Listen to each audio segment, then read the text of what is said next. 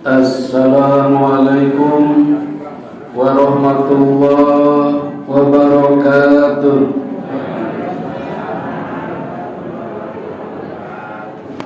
Sayyidatus Sa'idah Zummala'il A'izzah Kubailal Bidayah.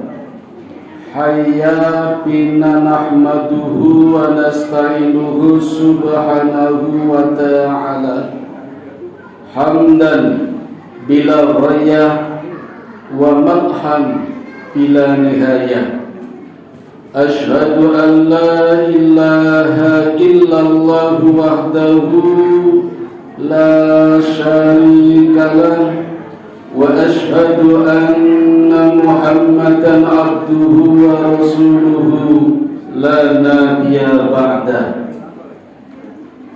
Bapak Ibu, saudara-saudara dan adik-adik yang dirahmati Allah, malam ini saya hanya akan menambah, mudah-mudahan tidak banyak, apa yang disampaikan oleh penceramah pertama tadi, Ustaz Sinten. Wah, pun Ustaz ya. So gantian Pak Ustaz ngisi kula. Jenengan kari milih pengajian rutin, napa khotbah Jumat, napa khotbah Idul Fitri, napa Idul Adha. Pun dibalas nggih. Tandane jawabane.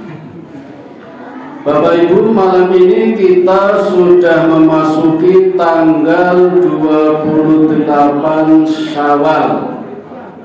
Sudah cukup lama kita ditinggalkan oleh bulan yang amat suci, bulan Ramadan.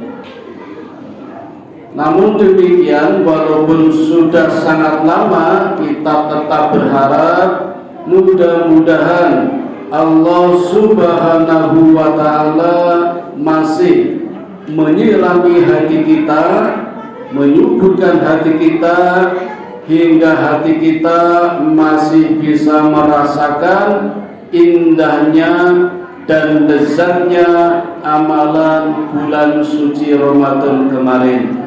Amin ya rabbal alamin.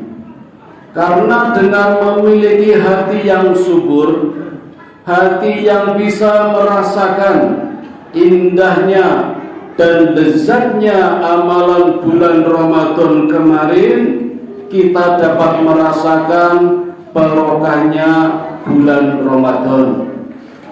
Dan barokahnya bulan Ramadan inilah yang banyak orang menyebut dengan istilah Id Mubarak. Barokahnya Idul Fitri. Jadi orang yang beridul fitri sebenarnya bukan orang yang bajunya baru, bukan orang yang HP-nya baru, bukan orang yang rumahnya baru, apalagi orang yang pacar dan istrinya baru, bukan. Tetapi orang yang beridul fitri adalah orang yang masih merasakan indahnya dan lezatnya amalan bulan Ramadan sampai 11 bulan ke depan hingga bertemu dengan bulan Ramadan tahun depan. Dan kita berharap mudah-mudahan masih bisa bertemu lagi. Amin ya rabbal alamin. Untuk itu Rasulullah sallallahu alaihi wasallam tidak henti-hentinya di setiap khutbah Jumat senantiasa mengawalinya dengan firman Allah yang ada di dalam surat Al-Imran, surat yang ketiga ayat 102. A'udzu billahi minasyaitonir rajim. Ya ayyuhalladzina amanu taqullaha haqqa tuqatih wa la tamutunna illa wa antum muslimun. Ini ayat yang selalu Rasulullah bacakan setiap khutbah Jumat, setiap pekan.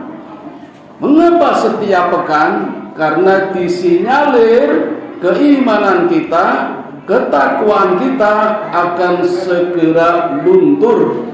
Maka di setiap Jumat Rasulullah selalu mengingatkan, wahai orang-orang yang sudah mengaku beriman, terlanjur atau tidak, sadar atau tidak, ittaqullah, tingkatkanlah takwanya. Rasul tidak mengatakan bertakwalah, tapi Rasul mengatakan tingkatkanlah takwanya. Dengan demikian sebenarnya Bapak Ibu, kita sudah menjadi orang yang bertakwa. Apalagi kemarin kita sudah menunaikan amalan Ramadan, kita bisa merasakan indahnya dan lezatnya amalan bulan Ramadan. Berarti kita sudah mencapai tujuan yang ditargetkan oleh Allah Subhanahu wa Ta'ala di dalam surat Al-Baqarah, surat yang kedua ayat 183, di mana di ujung ayatnya Allah menuliskan tujuannya diwajibkannya menunaikan ibadah asyam, yaitu la'allakum tattaqun. Jadi kalau takwa sebagai tujuan diwajibkannya melakukan asyam, kita sudah mencapai derajat itu dan kita sudah mendapatkan gelar muttaqin sebagai orang yang bertakwa. Kalau takwa itu sebagai sebuah terminal pemberhentian. Sayangnya Bapak Ibu, takwa ini tidak cuma sekedar terminal pemberhentian, tapi juga terminal transit yang hanya berhenti sebentar, kemudian akan melanjutkan perjalanan yang lebih jauh lagi. Semakin takwa, semakin jauh. Jadi kalau kita semakin dekat, namanya kembali lagi, balik lagi, takwanya malah menurun. Apalagi perjalanannya menuju ke akhirat, tempat yang sangat tinggi, maka dibutuhkan takwa yang selalu meningkat. Kalau Rasul mengatakan ittaqullah, Allah juga berfirman ittaqullah, tingkatkanlah takwanya, maka harusnya takwanya juga meningkat, semakin tinggi. Kalau semakin rendah berarti tidak meningkat. Inilah takwa, pengertian yang kedua, tidak hanya sekedar sebagai terminal pemberhentian, tapi takwa sebagai sebuah proses yang tidak akan pernah selesai karena bertingkat-tingkat dan berlapis-lapis. Maka benar Rasul selalu mengatakan, Allah juga berfirman ittaqullah, tingkatkanlah takwanya dengan sebenar-benar takwa yang serius, dan jangan sekali-kali kita mati kecuali dalam ketakwaan, dalam keimanan, dan dalam keislaman. Ngaten Bapak Ibu, walaupun bulan Ramadan sudah kita tinggalkan, ayat ini masih berlaku. Tiap pekan kita tingkatkan takwa kita. Nanti kontrolnya setiap setahun sekali. Ya ayyuhalladzina amanu kutiba alaikumusiyam kama kutiba alal ladzina min qablikum la'allakum tattaqun. Ini kontrol tahunannya. Kontrol mingguannya setiap Jumat. Ya ayyuhalladzina amanu taqullaha haqqa tuqatih wala tamutunna illa wa antum muslimun. Paham nggih? Bapak Ibu, kalau ditanya siapa sih orang yang paling takwa, jelas jawabannya adalah Nabi Muhammad sallallahu alaihi wasallam. Orang yang paling takwa sudah dijamin masuk surga. Tetapi selama hidupnya beliau tetap sholat, beliau tetap puasa, beliau tetap zakat. Artinya takwa tidak akan pernah selesai, bertingkat-tingkat dan berlapis-lapis. Berapa sih tingkatannya? Kata takwa Bapak Ibu di dalam Al-Quran disebut sebanyak 115 kali. Maka kalau saya boleh mengatakan, takwa ada 115 tingkatan. Nanti kita akan melihat kita masih berada di tingkat berapa takwa kita. Jelas berbeda-beda tingkatannya.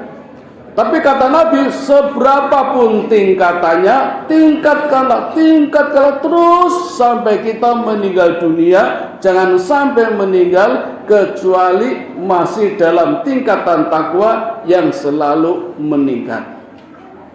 Nah, sebelum sampai pada tingkatan takwa yang keberapa kita, mari kita lihat parameternya dulu, ukurannya dulu.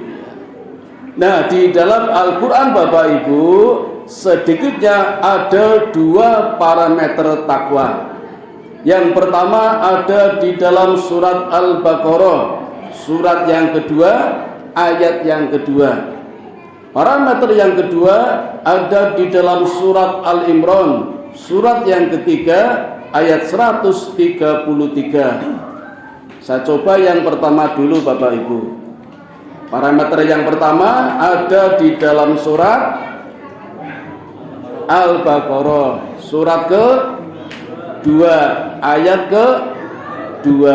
Di dalam ayat kedua ini ada kalimat takwa yang pertama kali digunakan oleh Allah. A'udzubillahi minasyaitonir rajim. Dzalikal kitabu la raiba fihi hudal lil muttaqin.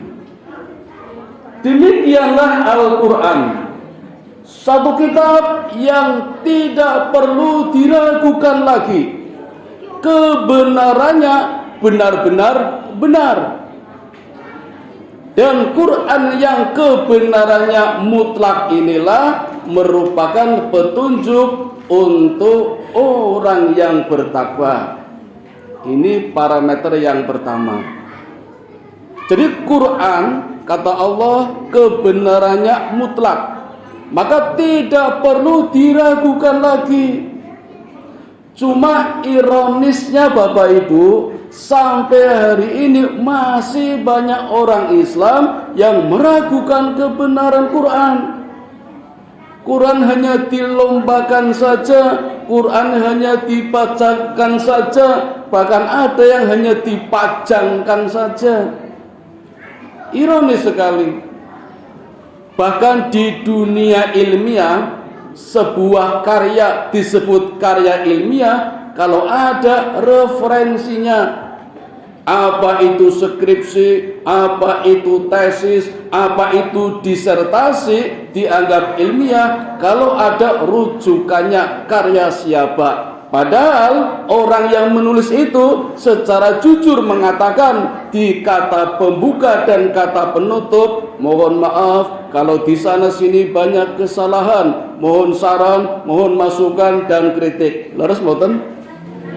Secara jujur penulisnya mengatakan kelemahannya, mengatakan kesalahannya, tapi kita yakin kebenarannya, padahal belum tentu benar. Bahkan ketika pendadaran, ketika ujian, itu dianggap ilmiah kalau ada itu. Sementara Quran yang benar-benar benar kadang diragukan. Maka Bapak Ibu, saya dapat mengatakan orang yang masih ragu dengan kebenaran Quran pertanda tidak akan mendapat hidayah dari Allah. Karena Quran yang kebenarannya mutlak merupakan hudal lil muttaqin, petunjuk untuk orang yang bertakwa. Dengan kata lain, orang yang bertakwa adalah orang yang mendapatkan petunjuk. Dari mana orang dapat mendapatkan petunjuk? Dari kebenaran Quran yang diyakininya. Maka kalau orang yang ragu dengan kebenaran Quran, semakin ragu dengan kebenaran Quran, maka semakin jauh dari hidayah, tidak akan mendapatkan hidayah. Nah, tengi Bapak Ibu, kok diam? Nah, sekarang bagaimana cara mendapatkan hidayah dari Quran? Caranya gampang, yang sulit prakteknya. Caranya adalah kita harus berinteraksi dengan Quran. Namanya interaksi harus aktif, jangan pasif. Saya masih melihat, menyaksikan, bahkan mengikuti orang-orang yang sangat pasif dengan Quran. Belum lama saya dimintai tolong maca Yasin mergo wonten seripa. Nyuwun tolong Pak, maca Yasin nggih ning omah kula bar seripa sareng-sareng bar Isya. Dilalah kula mboten saged. Kula ngenyang bar maghrib. Ning kula makan dhewe mboten bareng-bareng kali Pak Kaum. Sampai teng griya kula taken kali sing duwe omah, "Nyun sewu Pak, wonten Quran mboten nggih?" Waduh, ora ana iki. Bingung.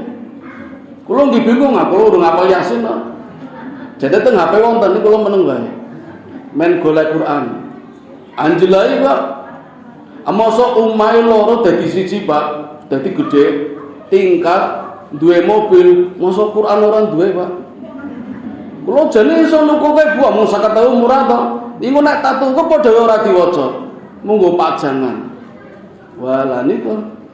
Itu berarti masih pasif, belum ada niat komunikasi dengan Quran.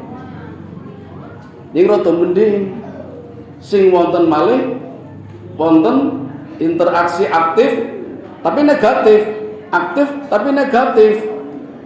Mengenal ayat Quran ning mung ditulis teng slayer nggo bathuk niku. Ngopo ya Mas? Men sakti ditembak orang mempan dulu. Tak takoni niku dari perguruan mana?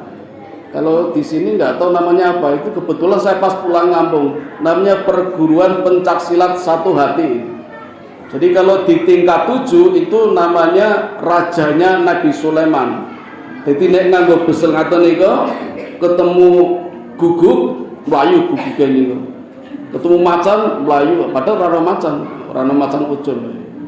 Jadi hanya untuk situ. Bahkan ada juga ini namung iseng nggih Bu nggih. Ana wong loro niki ibu-ibu njaluk tolong. Yo tak antar teng ustad ngen kula. Dugi teng ustad niku nulis nganggo spidol teng kertas. Tak delok tulisane kok muter-muter Arabe ora iso diwaca mergo gondol niku. Ustaznya bilang, "Mangke teng griya kertas niki dicelupke teng gelas teng banyu. Mangke nek luntur iku berarti ngapunten ibu jenengan bablas dipanggil kali Gusti Allah. Ini mangke nek mboten luntur insyaallah sehat malih niku. Pun mangke diombe mawon banyune niku. Go muli diombe. Mboten luntur. Dene kan sehat to, Pak? Malah mati, Pak. Nah, ini namanya berinteraksi dengan Quran tapi negatif. Bukan ini caranya Bapak Ibu untuk mendapatkan hidayah. Ada 5 cara bagaimana kita berinteraksi dengan Quran yang benar-benar benar agar bisa mendapatkan hidayah. Ada 5 cara. Gak boleh milih.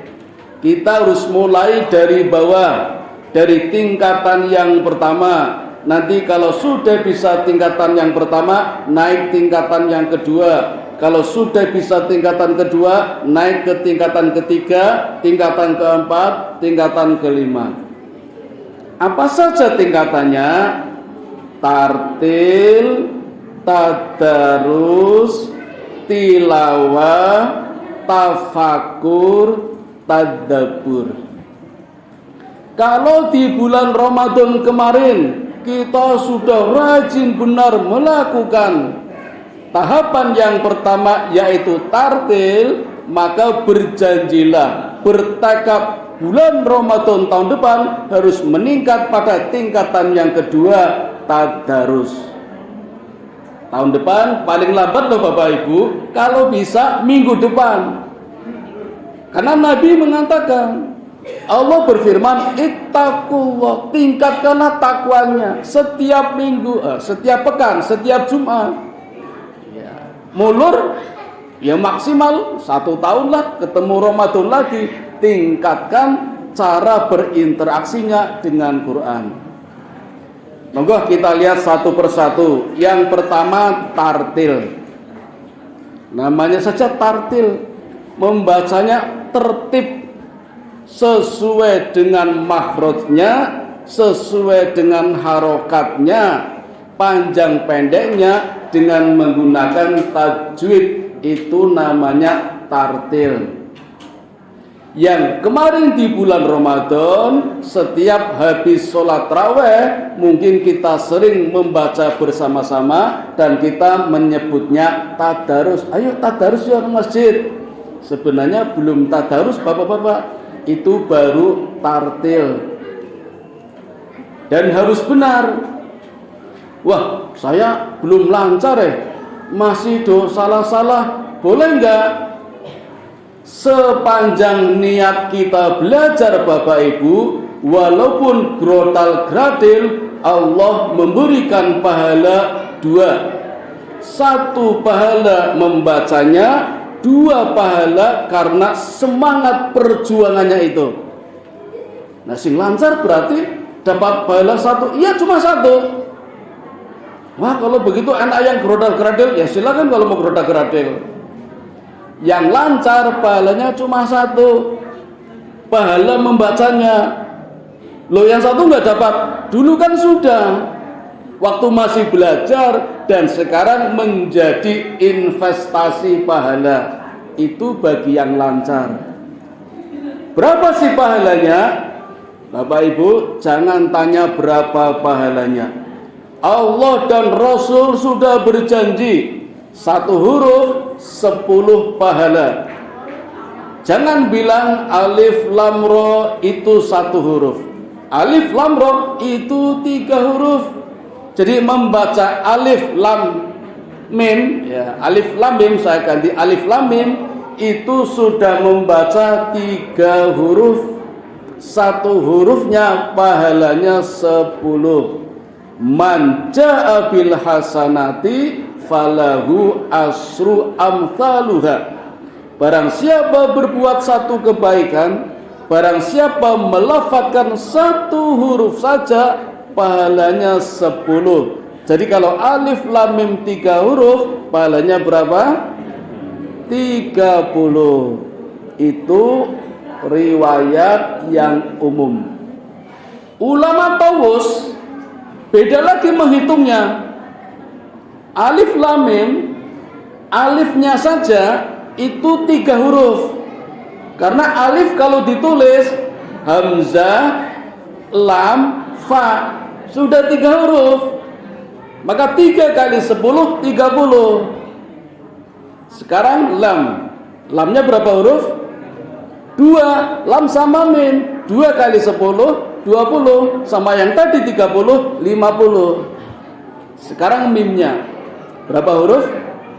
2. Mim sama mim, 2 kali 10, 20, yang tadi 50, 70.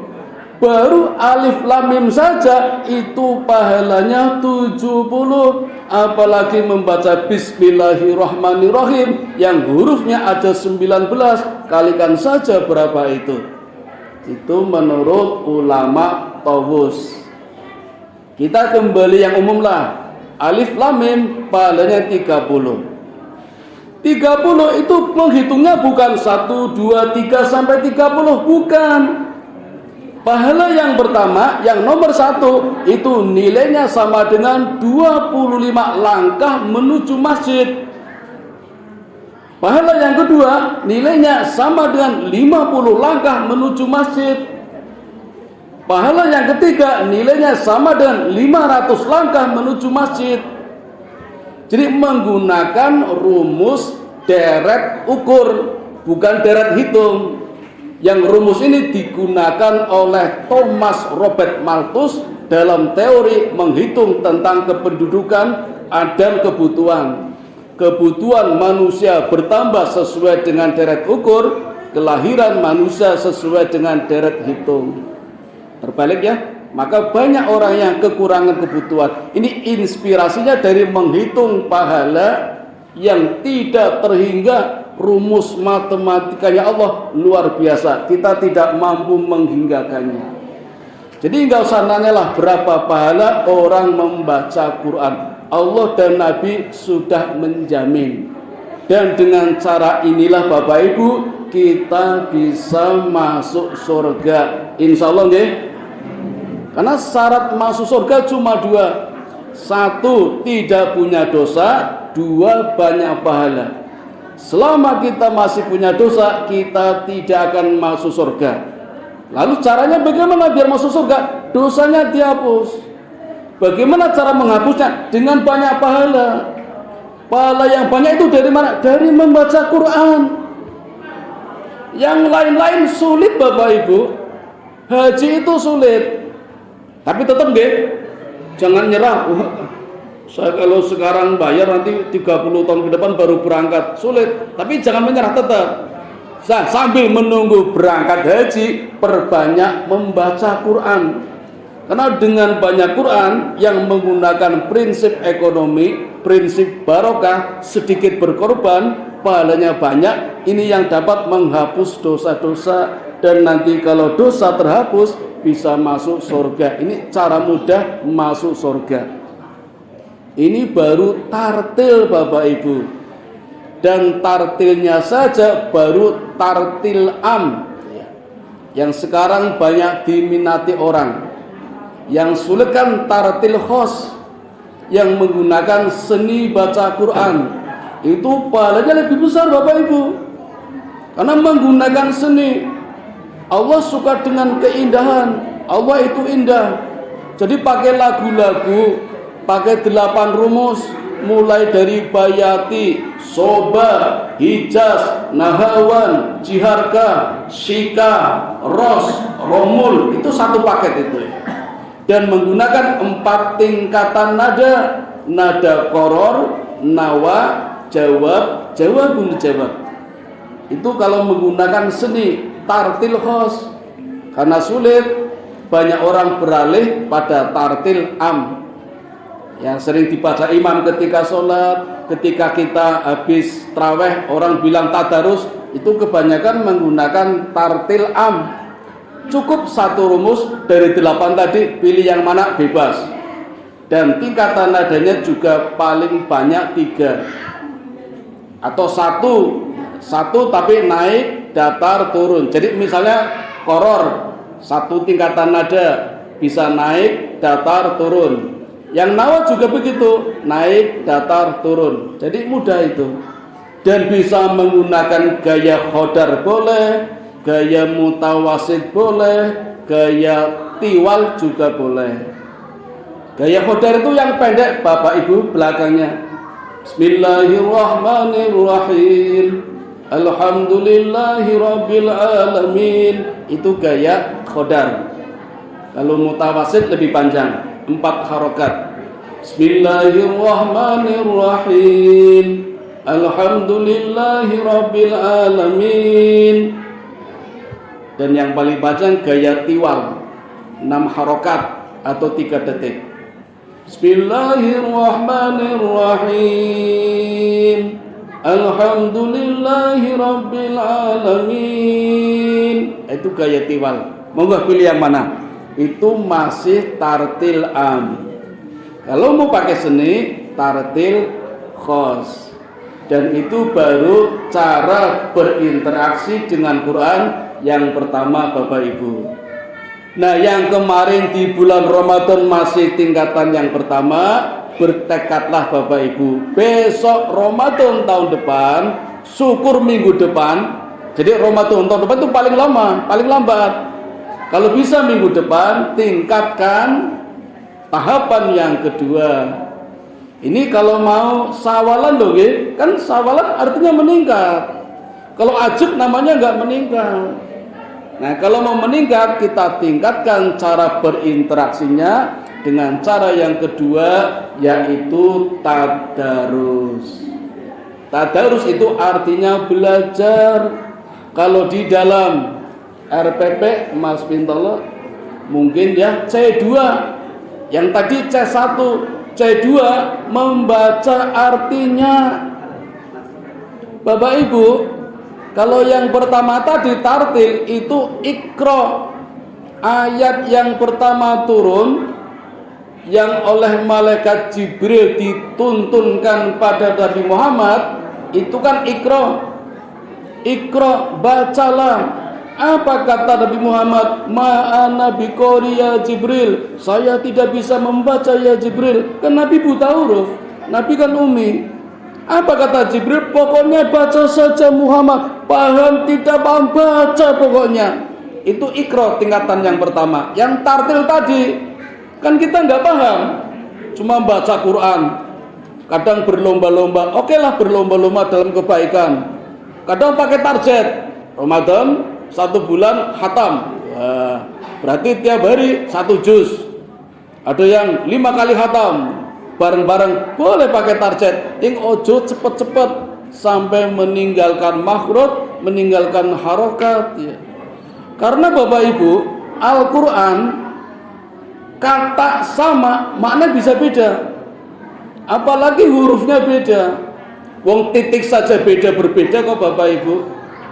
Contoh nggih, fa titiknya berapa adik-adik? 1. Kalau titiknya 2 apa? Oh, beda kan? Kalau titiknya dihilangkan, wawu. Coba kalau ada ayat wal asri, demi masa, demi waktu. Sekarang tambah titik fal asri, artinya maka waktunya udah beda. Kalau titiknya 2, kol asri, berkatalah waktu asar, beda lagi. Jadi beda titik saja, beda makna, beda huruf, beda lagi. Apalagi beda makna, yang sulit tulisan sama, makna beda. Contohnya Iqra. Di ayat pertama, Iqra bismi rabbikal ladzi khalaq, khalaqal insana min 'alaq. Iqra, ada Iqra lagi. Tulisannya sama dengan yang tadi, tapi maknanya beda. Iqra yang pertama tadi itu masih C1, bacalah ya Muhammad, bacalah, pokoknya baca, paham nggak paham dibaca, kata malaikat Jibril. Sampai Nabi dituntun, karena Nabi mengatakan ma'ana biqori, saya tidak bisa membaca. Tapi Iqra selanjutnya itu C2, pelajarilah, bacalah tulisan-tulisan alam, bacalah masyarakat, bacalah bintang-bintang di langit, dan semuanya sudah ditulis dalam Quran, ada terjemahannya, maka bacalah. Itu Iqra yang kedua. Tadarus, membaca artinya. Karena Bapak Ibu hanya dengan membaca artinya, kita akan paham, dan kalau kita paham, kita akan mendapatkan hidayah. Kalau kita tidak membaca artinya, kita nggak akan dapat hidayah. Kita kan 17 kali ya Bapak Ibu. Sehari sholat 17 rakaat, berarti 17 kali kita membaca Fatihah. Dan di dalam Fatihah kita mohon kepada Allah, ihdinas siratal mustaqim, ya Allah berilah aku hidayah. 17 kali Bapak Ibu kita minta hidayah kepada Allah, dan Allah sudah memberikan hidayah, tapi kita nggak paham. Kenapa? Karena kita nggak baca artinya. Apa sih hidayahnya? Hidayahnya yang Allah berikan ada di dalam surat yang dibaca imam setelah membaca surat Fatihah. Inilah pentingnya sholat jamaah. Kalau jenengan Bapak Ibu jadi makmum, simak, korbankan nggak usah membaca Fatihah, karena sudah ada imam. Setelah Fatihah imam membaca surat apa? Itulah hidayahnya. Apa hidayahnya? Baca artinya. Nah itu Bapak Ibu, itu di dalam sholat. Di luar sholat, ketika tadarus, membaca artinya, dan dengan membaca artinya kita baru akan mendapatkan hidayah. Nah tadi Bapak Ibu, ini tingkatan yang kedua, tadarus. Sekarang tingkatan yang ketiga, tilawah. Ayatnya ayat 45 surat ke-29 surat Al-Ankabut. Utluma uhiya ilaika minal kitabi wa aqimis sholat inna sholata tanha anil fahsya'i wal munkar. Saya ambil depannya saja, utsluma, itu dari kata tilawah, artinya sama, bacalah, tapi maknanya beda. Bacalah di sini C3, tidak cuma membaca artinya, tapi juga memikirkan bagaimana cara mengamalkannya. Nah, itu sudah sampai pada tilawah. Jadi apa yang kita baca, artinya nggih, C2 tadi kan tadarus, sudah tahu artinya. Ini gimana ya cara mengamalkannya? Nah, itu namanya tilawah itu. Tilawah. Cara mengamalkannya bagaimana? Maka berpikir, betul-betul berpikir, dan dengan berpikir inilah orang akan menjadi cerdas, akan menjadi pandai, akan menjadi pintar karena berpikir. Orang-orang dulu, ulama-ulama besar, ulama-ulama dunia karena rajin tilawah. Imam Bukhari, Bapak Ibu, itu menulis Sahih Bukhari 16 tahun. Dan ada 97 bab. Padahal setiap bab isinya puluhan hadis sampai 50 hadis, dan setiap satu hadis sebelum Bukhari menuliskan selalu diawali dengan sholat 2 rakaat. Itu tilawahnya, Bapak Ibu. Sehingga beliau dikenal dengan panggilan Al-Lu'lu' wal Marjan. Sahih Bukhari Muslim ya, didampingi dengan Muslim, berdua mendapat gelar Al-Lu'lu' wal Marjan, intan berlian. Jadi kalau punya anak ingin diberikan nama berlian, intan, Al-Lu'lu'. Saya punya murid di Madrasah Aliyah Negeri 3, namanya, kalau saya panggil Lu'lu' karena arti intan. Yang ibunya malah ngundang Lulu, beda lagi. Kalau Lulu artinya lumpur. Kayak ibunya orang ngerti. Lu'lu' ya, Al-Lu'lu' intan. Marjan, sirupnya marjan, itu berlian. Jadi panggilan untuk Bukhari Muslim Al-Lu'lu' wal Marjan, intan berlian. Jenius ya, brilian. Orang-orang dulu pinter-pinter karena tilawahnya itu. Yang sekarang banyak ditiru orang, membuat pesawat terbang. Idenya dari mana? Dari burung. Siapa yang menciptakan burung? Allah. Bagaimana burung bisa terbang? Dengan mengepakkan sayap. Di Quran ada, tilawahnya ada. Allah menurunkan besi dari langit. Orang pada bingung, kok bisa ya besi kok turun dari langit? Ternyata sekarang sudah enggak aneh lagi. Meteor, itu kan besi itu. Dan di dalam besi, inti besinya yang kalau dalam kimia simbolnya Fe, Fe25, itu ternyata di kimia ada.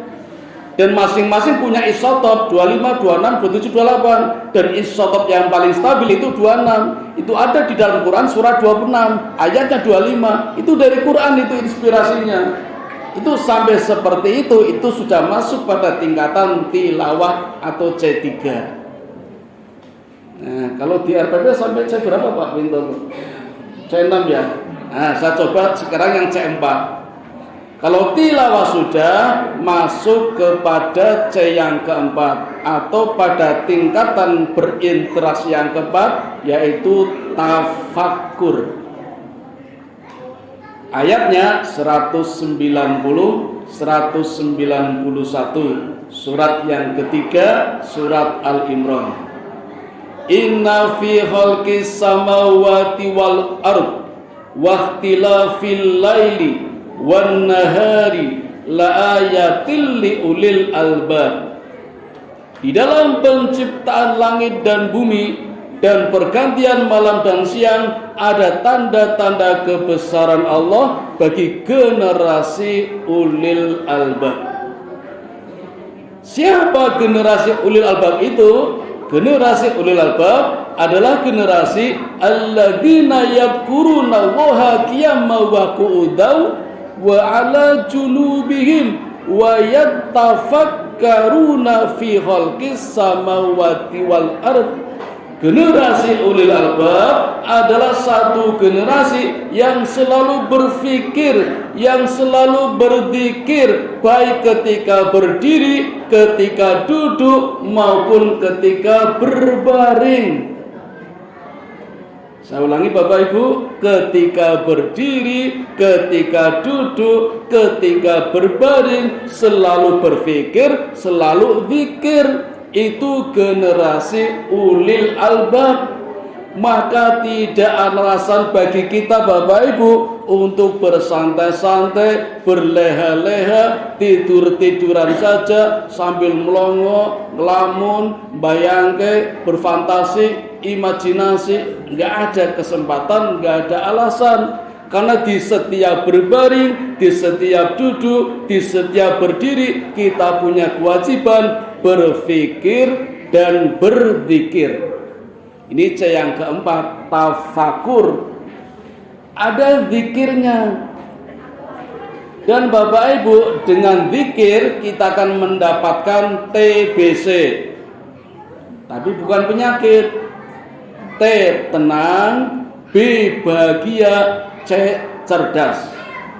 Silakan dibuktikan. Tidak bayar, gratis. Dengan zikir kita bisa tenang, bisa bahagia, bisa cerdas.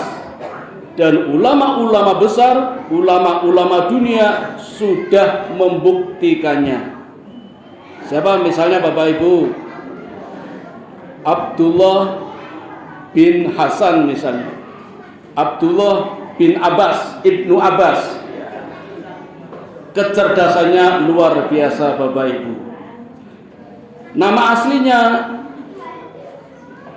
Abdullah bin Abbas itu nama aslinya Abdullah, anaknya Abbas. Ini mungkin menjadi satu-satunya sahabat Nabi ketika itu yang diberkati oleh Allah dengan suara yang indah. Beliau Bapak Ibu setiap sholat setelah membaca Fatihah selalu mendengar suara bergerumuh. Depan bergerumuh, kanan kiri bergerumuh, belakang bergerumuh, atas bergerumuh. Suaranya itu. Sampai-sampai beliau lapor kepada Rasulullah, "Ya Rasulullah, ada apa ini? Setiap saya sholat, setiap saya membaca Fatihah terdengar suara bergerumuh." Nabi mengatakan, "Bersyukurlah ya Abdullah bin Abbas. Karena ketika engkau sholat, ribuan malaikat turun dari langit berdesak-desakan, ingin mendengarkan suara indahmu." Luar biasa Bapak Ibu. Coba Ibu misalnya sing lakonin jenengan Bu, malah wedi nggih. Malaikat ini. Ini ngajeng nyobi mboten Bu? Bapak boleh coba silakan nggih. Ya, di atas jam 12 malam. Kalau mau nyoba nggak apa-apa. Di halaman rumah, kalau punya halaman. Ya, kalau nggak ya di jalan. Ini hati-hati tidak ketabrak Grab atau Shopee. Grab Shopee kadang dong ngalong, banter-banter malah nabrak. Cobalah baca Quran. Kalau nanti ada sinar putih datang, pertanda malaikat datang menghampiri panjenengan. Iku rasa wedi, mlayu mangke. Kalau takut coba pakai ayam dulu. Nah, sing ora ayam monggo tuku ayam. Ketika ayam berkokok, pertanda malaikat datang. Ojo sing gugup, kalau gugup beda lagi. Itu yang datang setan. Setan, jin, iblis, demit, kuntilanak, suster ngesot. Kucing juga bisa. Ya, kalau kita punya kucing, biasanya kucing itu suka di pojok-pojok, di pintu-pintu, itu sedang menyadap hawa negatif. Jadi ada makhluk halus yang kita nggak suka, musuh-musuh kita itu datang, itu dihadang oleh kucing. Nah, itu manfaat kalau punya kucing Bapak Ibu. Ini kadang orang ada seneng ya, mergo mambune tumane barang itu. Padahal manfaatnya ada itu.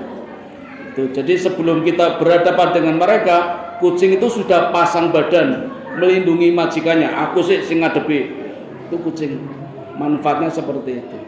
Nek jenengan wani coba di atas jam 12 malam maca Quran, ya. Syukur apal dhewe rasa nggowo, nek nggowo ndak tanggone urung apa iki. Dikira arep gundah-gundah tanggone. Ketika sinar putih datang, itulah malaikat. Yaitu yang dilakukan oleh Abdullah bin Abbas. Abu Dawud, nama aslinya Sulaiman, bergelar Abu Dawud. Ada apa ini Sulaiman kok bergelar Abu Dawud? Karena Sulaiman itu hafal 500.000 hadis. 500.000 Bapak Ibu, bukan 500. 500.000 hadis hafal. Di Indonesia baru hafal satu hadis berani ceramah kemana-mana itu. Abu Dawud ini Sulaiman hafal 500.000 hadis, bahkan hafal sifat-sifat hadis, hukum-hukum hadis, ini sahih, ini hasan, ini dhaif, hafal itu. Beliau hafal 500.000 hadis.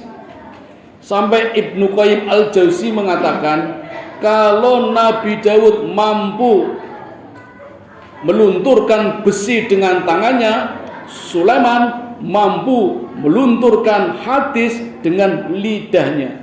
500.000 hadis. Dan inilah yang disebut dengan khufifah. Khufifah itu keringanan, kemudahan di dalam membaca ayat-ayat Allah. Nabi Daud, Bu, itu kitab Zabur diduga ayatnya berjumlah 500.000 ayat.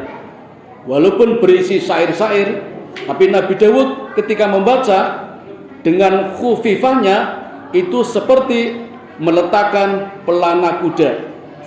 Jadi orang melihat Nabi Daud meletakkan pelana kuda kan cepat banget. Nah, secepat itulah Nabi Daud khatam kitab Zabur yang ayatnya 500.000. Maka kita kan kadang beda-beda gitu. Kalau ngaji ada orang yang 1 bulan khatam 1 juz, ada yang 2 juz. Abu Bakar As-Siddiq sehari 1 juz, Umar bin Khattab sehari 2 juz. Kan beda-beda. Itu namanya khufifah. Allah berikan kemudahan, keringanan lidah di dalam membaca Quran. Kok iso cepet banget itu ya. Al-Waqiah 5 menit, Yasin 1 menit. Wow, cepet banget tuh. Ya kalau memang khufifah bisa, kalau memang itu khufifah bisa aja itu ya. Ini kisah nyata Bapak Ibu, saya melihat sendiri, jenengan melihat boten nggih. Tahun 1990 ketika Yogyakarta menjadi tuan rumah MTQ yang ke-9 di alun-alun utara, bareng karo sekaten, bareng kali Sri Sultan yang ke-9 meninggal. Kula kelingan karena saya hadir di alun-alun waktu itu. Hujan terus Bapak Ibu. Tapi begitu Muammar ZA, Qori internasional, membacakan ayatnya, A'udzubillahi minasyaitonirrajim, mandek udane Bapak Ibu, terang benderang. Tetapi begitu selesai, Shadaqallahul Azim, terus hujan lagi itu. Saya kejar Bapak Ibu, saya tanya apa rahasianya. Oh, ternyata Muammar ZA itu mengamalkan amalannya Nabi Daud. Jadi ketika membaca Quran semuanya terdiam. Nabi Daud Bapak Ibu kalau membaca kitab Zabur itu burung-burung berdatangan. Jadi Nabi Daud kalau membaca Zabur itu manuk do teko niku. Angin berhenti sampai daun jatuh pun begitu Zabur dibaca mandek dadi ngambang niki. Wah iki nek ana pelem tiba ya mandek iki, iso dijupuk ngoten. Itu Zabur Nabi Daud luar biasa itu. Apalagi Nabi Muhammad. Nah, itu turun temurun sampai pada ulama dengan tafakurnya, dengan zikirnya mampu memiliki kecerdasan, ketenangan dan kebahagiaan. Ini tahapan yang keempat Bapak Ibu. Satu lagi yang C5, tadabbur. Tadabbur ini Bapak Ibu kalau sudah mampu menggapai kemukjizatan yang ada di dalam Al-Quran. Kan kita sudah sepakat Bapak Ibu bahwa Quran adalah mukjizat terbesar. Kalau hanya mukjizat seperti Nabi Musa, tongkatnya bisa berubah jadi ular kecil. Tangannya ketika dimasukkan saku dikeluarkan kemudian bercahaya, sampai Firaun mengatakan, masukkan lagi Musa, masukkan silau, saya nggak bisa lihat. Itu mukjizat kecil. Ibrahim dibakar tidak mempan, itu mukjizat kecil. Nabi Isa ya, sampai saya pernah nanya sama teman saya yang Protestan, kenapa si Isa dijadikan Tuhan? Oh hebat. Alasannya kan nggak punya bapak gitu. Saya bilang kalau tidak punya bapak terus hebat jadi Tuhan, mestinya bukan Nabi Isa, Nabi Adam. Kan Adam nggak punya bapak, nggak punya ibu, tapi Adam nggak jadi Tuhan, berarti Isa bukan Tuhan. Nah, saya tanya lagi ya sama Katolik, kenapa Isa jadi Tuhan? Karena hebat, bisa menghidupkan orang yang sudah mati. Saya mikir, kalau Isa menghidupkan orang mati bisa jadi Tuhan, mestinya bukan Nabi Isa, Ibrahim. Karena Ibrahim itu bisa menghidupkan yang sudah mati, yang sudah dimutilasi. Kan Ibrahim sudah dimutilasi itu. Kepalanya dipotong, badannya dipotong, tangan kakinya dipotong. Satu diletakkan di gunung Abu Qubais, satu di gunung Sudes, satu di Bukit Sofa, satu di Bukit Marwah. Kemudian Nabi Ibrahim memanggil kun fayakun, semua datang jadi satu, utuh kembali, hidup lagi. Itu Ibrahim. Isa kan enggak. Isa itu belum dimutilasi, masih utuh, masih berbaring, terus dihidupkan. Jadi Tuhan. Mestinya Ibrahim itu yang jadi Tuhan. Terus nggak bisa ngomong. Oh ya wes. Itu masih kecil Bapak Ibu, mukjizat seperti itu. Nabi Muhammad dengan jarinya mampu membelah bulan jadi dua, dan itu terjadi 2 kali. Itu masih kecil. Nah, mukjizat yang terbesar apa? Al-Quran. Nah, kita bisa dapat merasakan kemukjizatan Al-Quran kalau kita sudah bisa mencapai tahapan tadabbur. Nah, ini Bapak Ibu cara berinteraksi dengan Quran. Dan dengan cara inilah kita yakin, dan kalau sudah yakin kita baru akan mendapatkan hidayah. Kalau sudah mendapatkan hidayah, barulah kita bisa menjadi merasakan nikmatnya orang yang bertakwa. Ini baru parameter yang pertama, surat yang kedua, ayat yang kedua. Ngerti Bapak Ibu? Masih ada waktu, saya tambah dikit deh. Parameter yang kedua yang ada di dalam surat Al-Imran, surat yang ketiga, ayat 133. Wasari'u ila maghfiratin mir rabbikum wa jannatin arduhas samawati wal ard u'iddat lil muttaqin. Dan segeralah menuju kepada ampunan Allah, dan segera pula menuju kepada surganya Allah, surga yang luasnya seluas langit dan bumi, diperuntukkan untuk orang yang bertakwa. Itu tadarusnya. Nah, sekarang maknanya. Dan segeralah, kata segera Bapak Ibu berarti merespon, jangan ditunda. Kita seringkali menunda, padahal Allah segera memanggil. Mestinya kita segera merespon, seperti ketika HP kita berbunyi, ada panggilan, segera direspon. Nah, orang selamati kita Bapak Ibu pagi mau nih, saut cepet dak selamati. Seperti itu harusnya kita memenuhi panggilan Allah. Karena Allah sehari 5 kali memanggil kita lewat adzan. Maka Bapak Ibu, kenapa dulu Rasulullah memilih Bilal untuk menjadi muadzin? Padahal lagunya tidak sebagus yang ada di masjid sini. Bilal kepilih menjadi duta adzan itu karena suaranya keras. Tanpa pengeras suara, orang nganggo mic udah keras. Maka dipilih Rasul menjadi muadzin. Berarti syarat adzan harus keras. Lah kok sekarang kok nggak boleh keras-keras? Saya jadi malah bingung ini. Nggak boleh keras-keras. Padahal syaratnya harus keras itu. Orang apik apa-apa, syukur apik. Jadi seneng yang datang itu. Itu rahasianya adzan. Allah memanggil, Allah merespon, kita segera menyaut, segera tidak menunda, dan segera pula menuju kepada ampunan Allah. Kalau kita paham ayat ini, maka sebenarnya tidak perlu sawalan jane rapopo, bar salat ora kudu salam-salaman rapopo.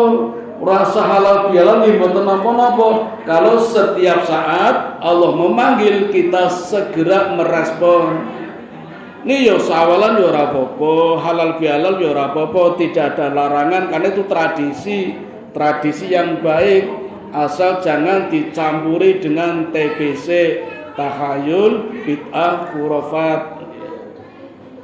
Bolehlah seperti itu.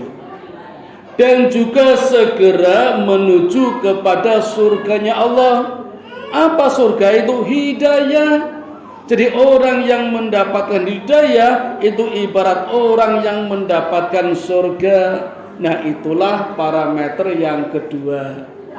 Nah, dua parameter ini Bapak Ibu kita gunakan untuk mengukur diri kita sendiri. Jangan dipakai untuk mengukur orang lain. Saya lihat Mas Vintolo takwa tidak ya? Nggak boleh. Mengukur diri sendiri aja. Gue melihat orang lain mesti negatif itu. Walah gini.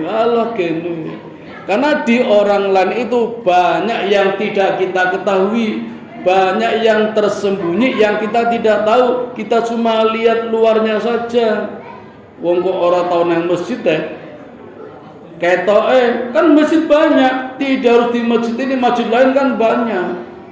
Yang sering terjadi seperti itu, ada orang sudah merasa alim, kemudian menilai orang lain, kok ora tau nang masjid padahal masjid oke. Yen kula Pak Wintolo masjid ana 8, kan saya bebas mau di mana aja. Apa harus di situ? Mboten nggih. Nah, ketika tidak kelihatan di situ, dianggap tidak ke masjid. Nah, itu salahnya. Maka parameter takwa tadi digunakan untuk menilai diri kita sendiri. Ini parameter takwa. Masih bisa ditambah?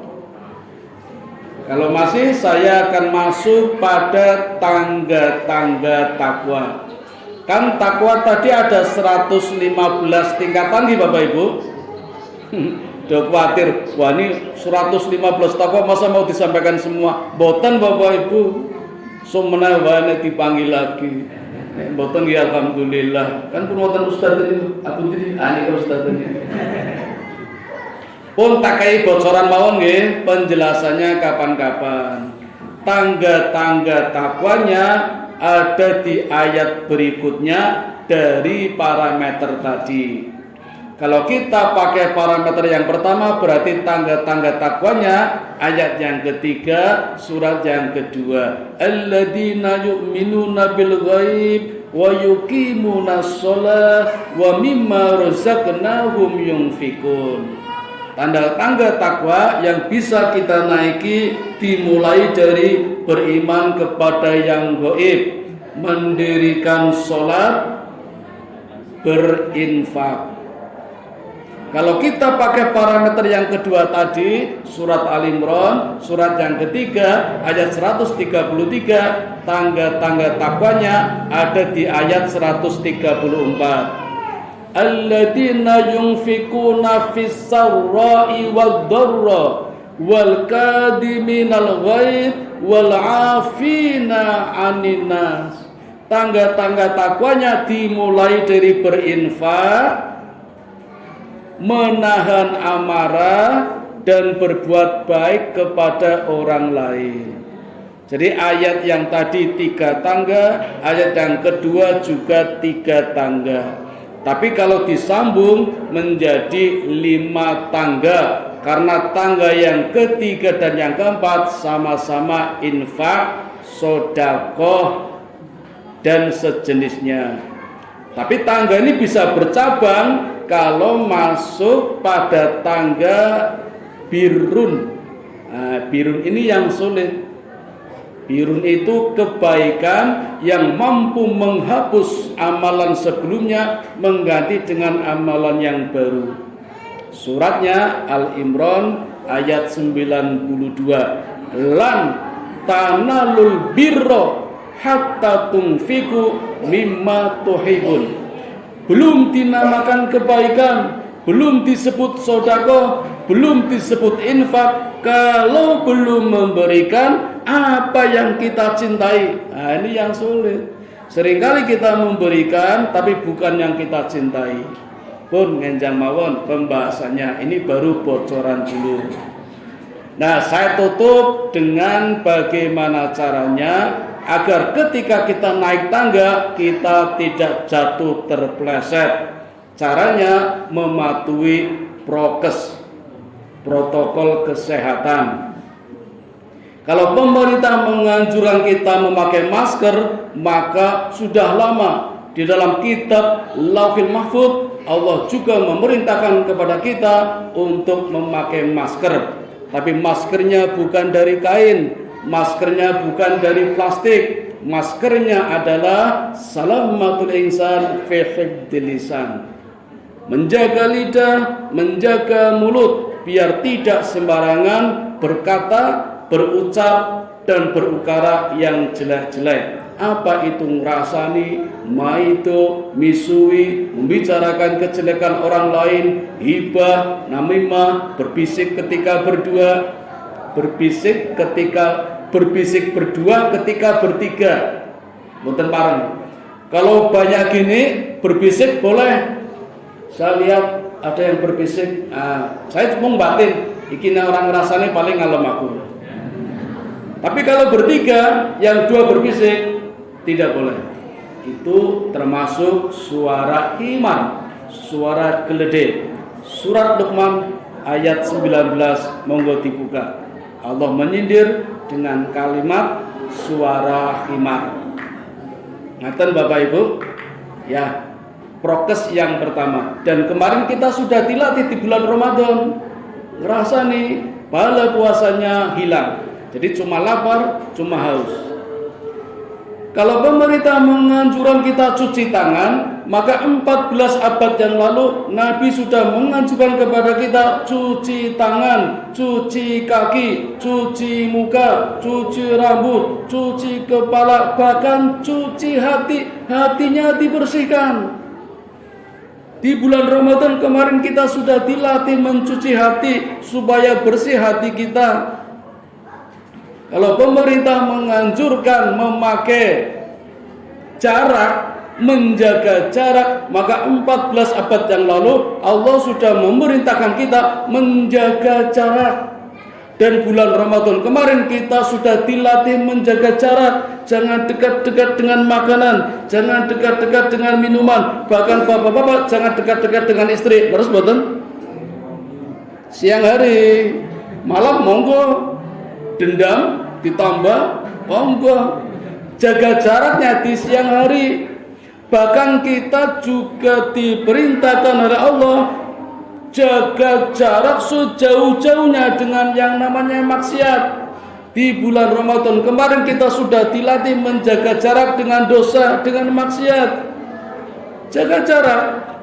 Maka benar kalau setiap sholat kita membaca doa iftitah, Allahumma ba'id baini wa baina khotoyaya kama ba'adta bainal masyriqi wal maghrib. Ya Allah, jauhkanlah aku, jauhkanlah jarakku dengan dosa-dosa sejauh barat dan timur. Barat dan timur pernah ketemu mboten?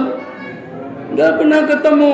Berarti itulah jarak yang paling jauh. Bahkan sampai di akhirat besok kita tidak dipertemukan lagi dengan dosa-dosa kita karena sudah diampuni ketika di dunia. Itu yang kita mohon kepada Allah ketika kita membaca doa iftitah. Kalau paham, itulah pentingnya tadarus. Kita jaga jarak. Tetapi dengan Allah, jaga jaraknya jangan jauh-jauh.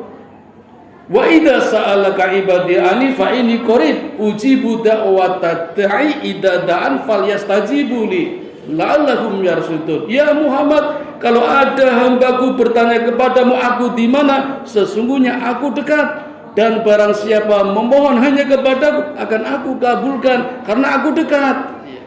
Maka menjaga jarak dengan Allah jangan jauh-jauh.